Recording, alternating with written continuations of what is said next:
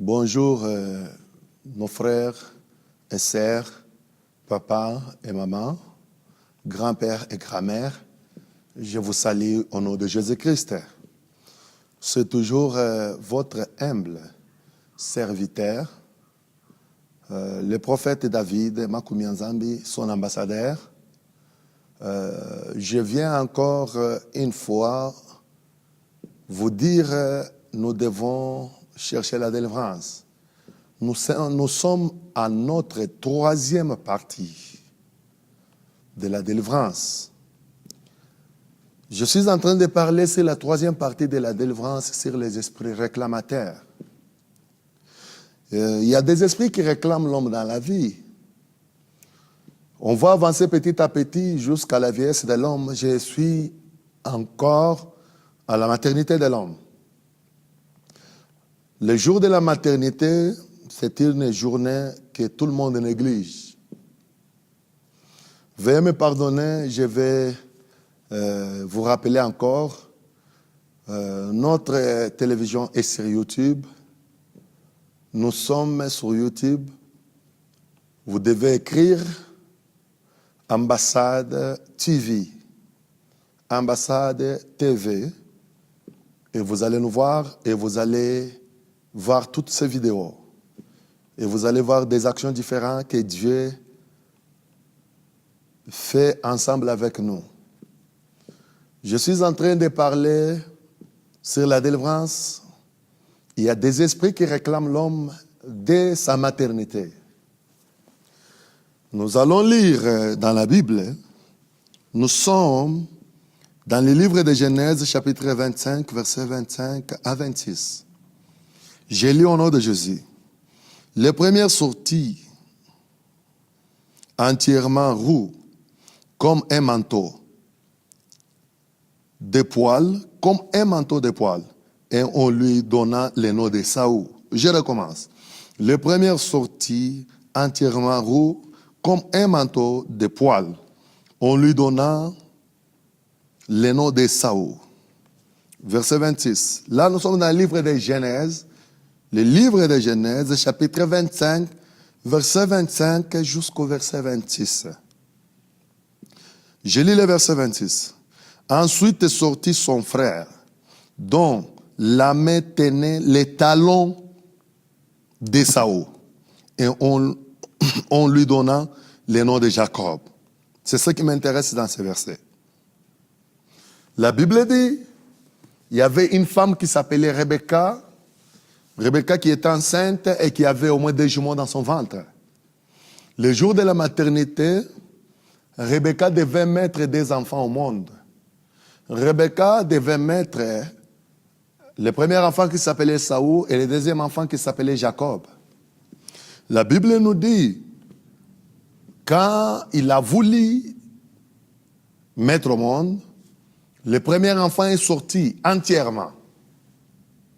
Et quand il sort, ils ont constaté que les talons du premier enfant, les talons,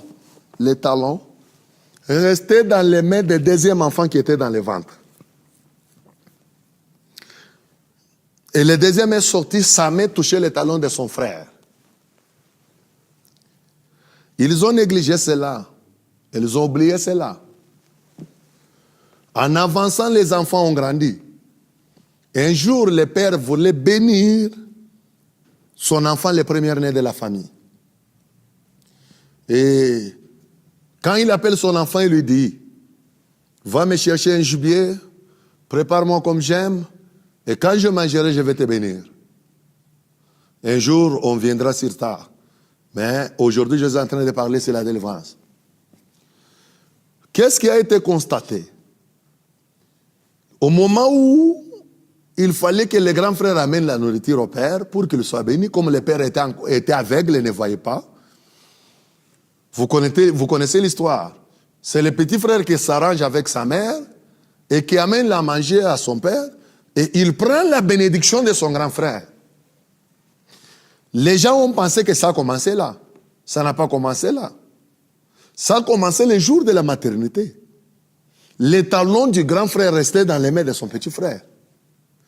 Les talons, c'est le pouvoir.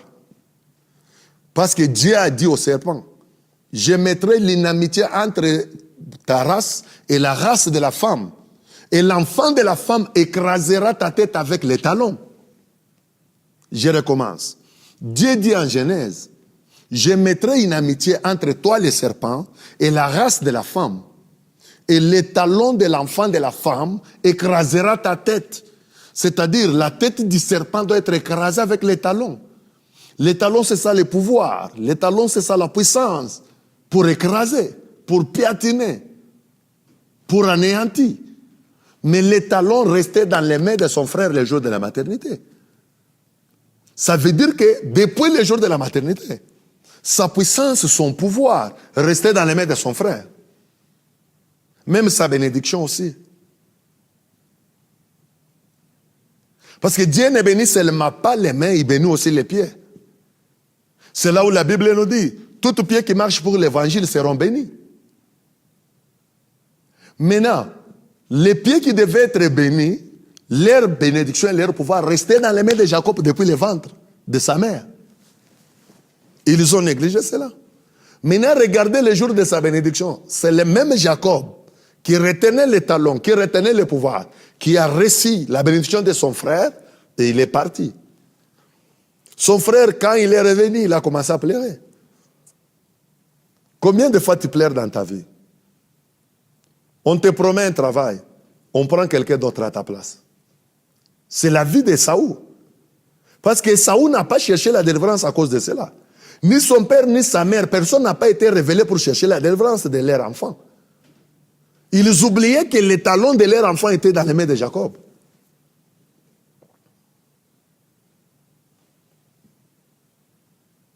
Et regardez le jour de la bénédiction, c'est quelqu'un d'autre qui prend la bénédiction à sa place. Pourquoi? Parce que depuis le jour de la maternité, il avait laissé les talons dans les mains de quelqu'un d'autre. Peut-être c'est ta vie aussi. Lui, on lui a pris les talons. Peut-être toi, on a pris l'étoile. Peut-être toi, on a pris le mariage. Peut-être toi, on a pris l'avancement.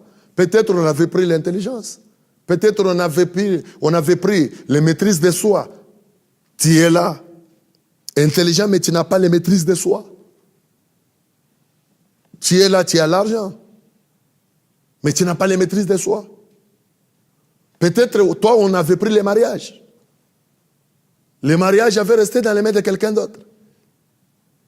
Peut-être toi, on avait pris la finance. C'est resté dans la main de quelqu'un d'autre. Peut-être toi, on avait pris la maternité. C'est resté dans la main de quelqu'un d'autre. Et Saül avait laissé les talons dans la main de quelqu'un d'autre.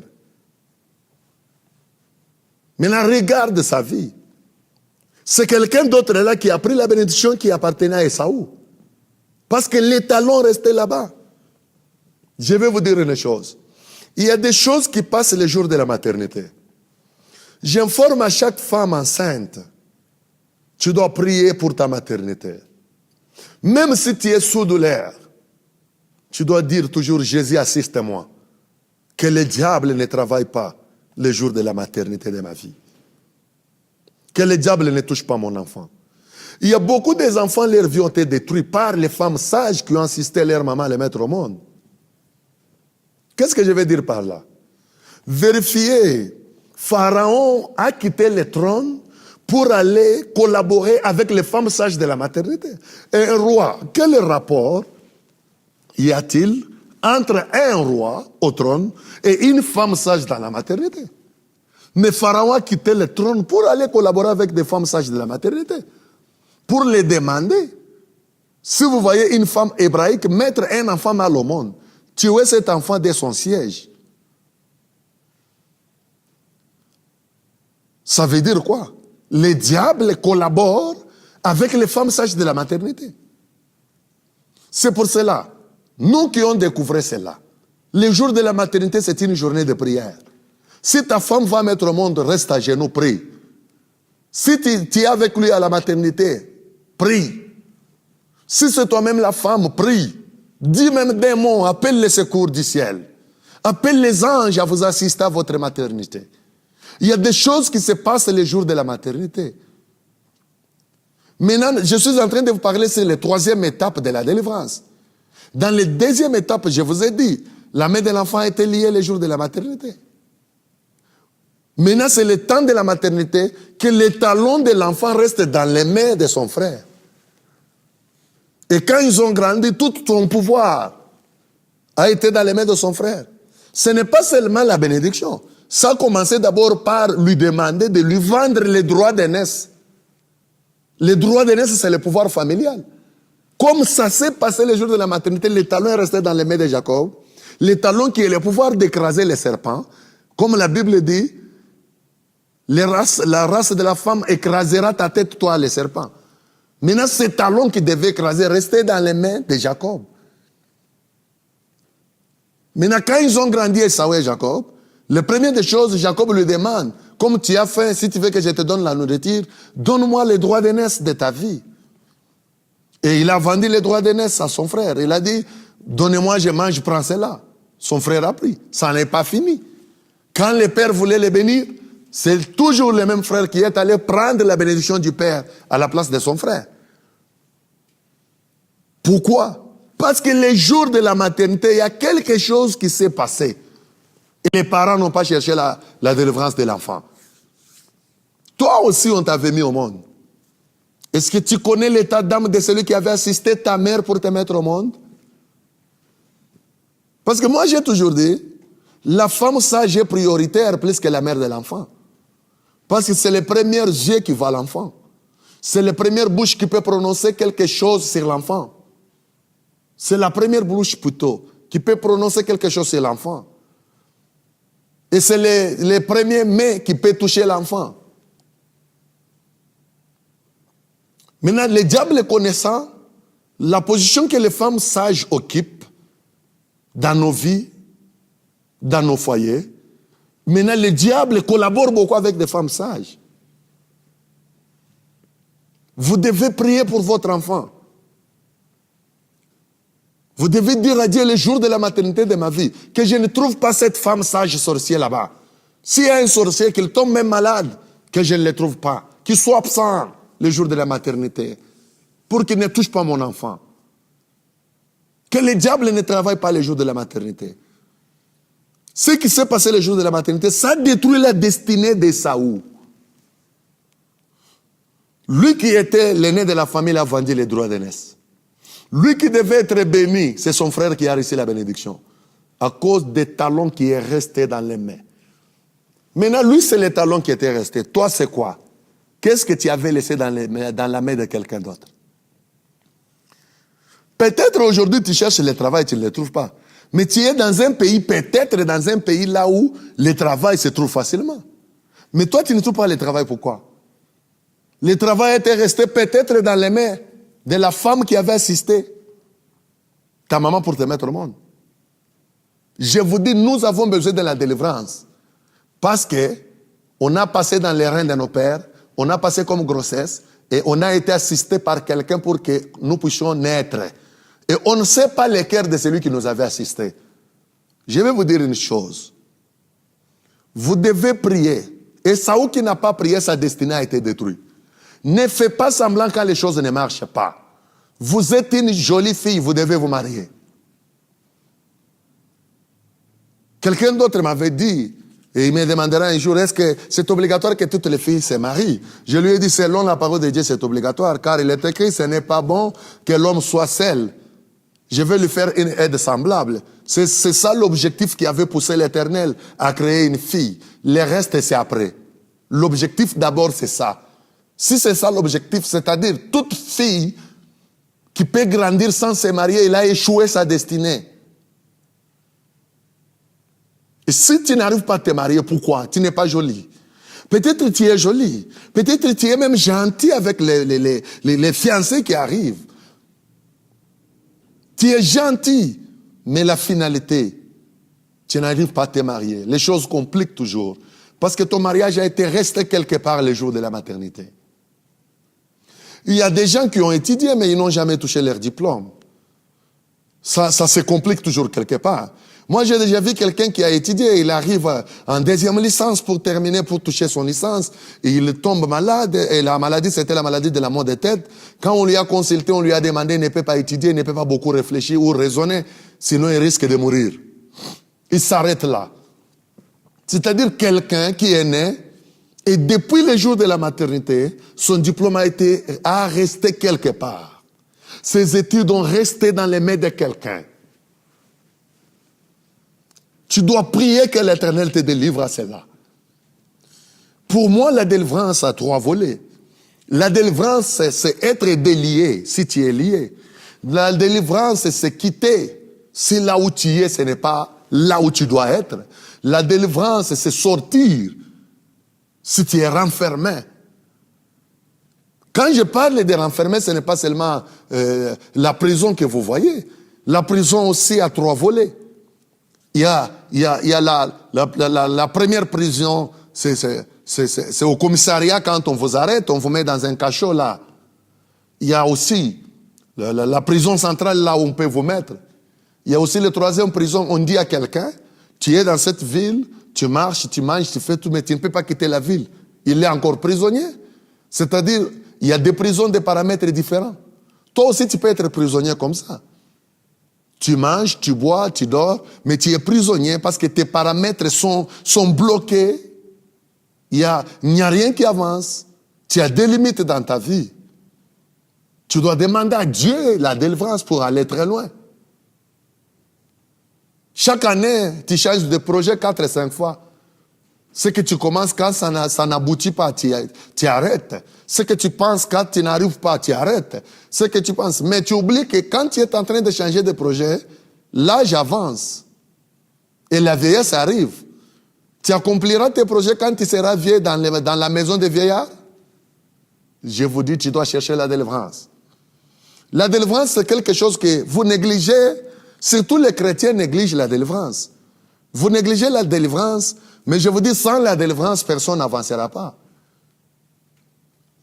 Moi, j'ai toujours dit, même celui qui délivre dans d'autres domaines de sa vie, il a aussi besoin de la délivrance. Même si vous êtes pasteur, quand les choses n'avancent pas, tu as besoin de la délivrance.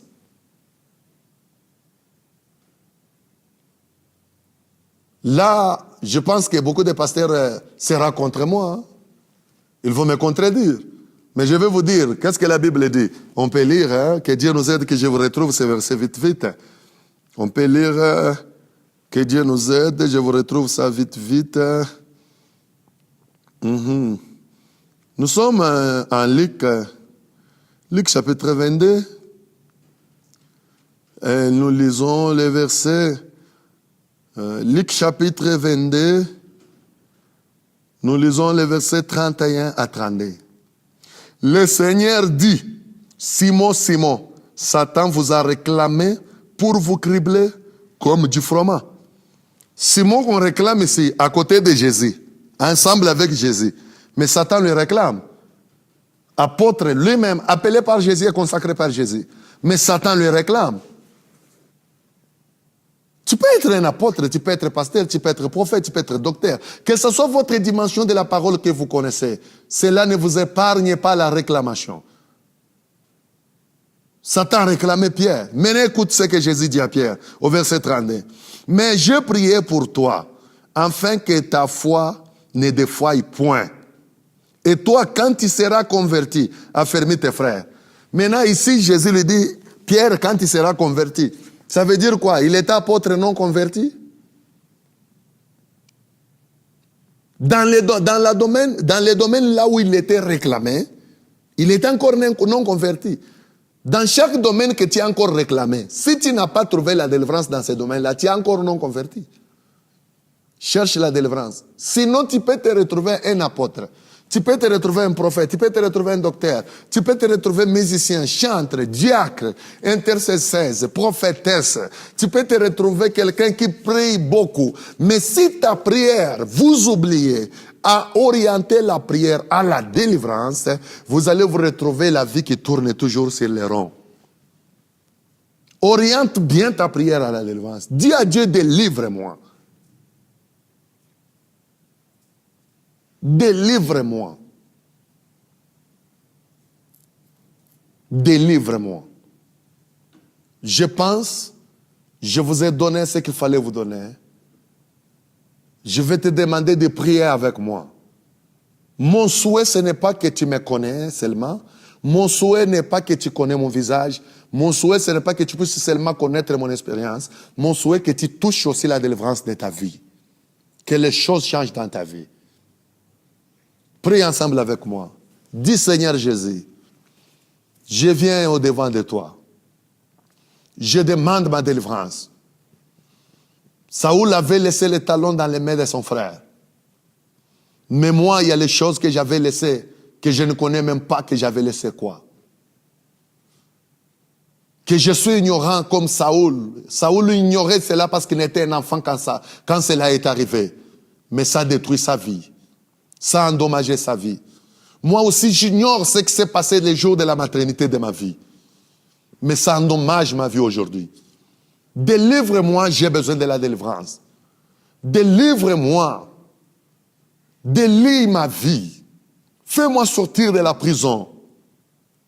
Fais-moi quitter là où le diable m'a placé, là où toi tu ne m'as pas placé. J'ai besoin de la délivrance de ma vie. Que je touche ce que je n'ai jamais touché. Que j'arrache ce que je n'ai jamais arraché. Que j'avance dans ma vie. Que quelqu'un d'autre ne prenne pas ma place, comme Jacob avait pris la place d'Ésaü. Que quelqu'un d'autre ne prenne pas ma bénédiction, comme Jacob avait pris la bénédiction d'Ésaü. Que quelqu'un d'autre ne prenne pas mon travail. Que quelqu'un d'autre ne se marie pas à ma place. Que quelqu'un d'autre ne s'enrichit pas à ma place. Que quelqu'un d'autre ne soit pas élevé à ma place. Je dois vivre ma propre vie. Que ma destinée ne soit pas détruite. Reste silence et je vais prier pour toi. Tu fermes les yeux là où tu es. Elohim est notre Père et notre Seigneur. Je lui recommande entre tes mains tout celui qui m'écoute. Tout celui qui est en train de me suivre. Je chasse les esprits qui liaient sa vie.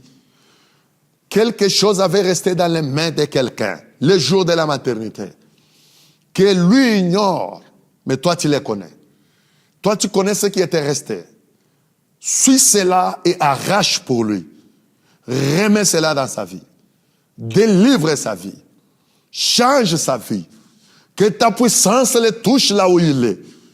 Tous les esprits qui habitaient sa vie les quittent immédiatement au nom de Jésus-Christ de Nazareth. Je demande ta main de toucher, ta main d'agir, ta main de se manifester dans sa vie. Au nom de Jésus. Amen. C'est votre humble serviteur, son ambassadeur, prophète David Makoumi-Nzambi. Au moment où je suis en train de vous parler, je suis dans la ville de Windhoek, mais le numéro WhatsApp que je suis en train d'utiliser, c'est toujours mon ancien numéro du Congo RDC. Si vous avez un stylo, vous pouvez écrire cela. C'est 00243. Je recommence, 00243. 9 97 93 13 59. Je recommence. 243 9 97 93 13 59. Je suis connecté chaque fois. Cherchez-moi sur WhatsApp. Je peux vous aider avec la prière. Si vous voulez voir ces vidéos, entrez toujours sur YouTube. Écrivez Ambassade TV. C'est ça notre chaîne de télévision. Et vous allez voir toutes nos vidéos. Ne garde jamais ces vidéos pour toi seul. Partage aussi aux autres. Que Dieu vous bénisse. Amen.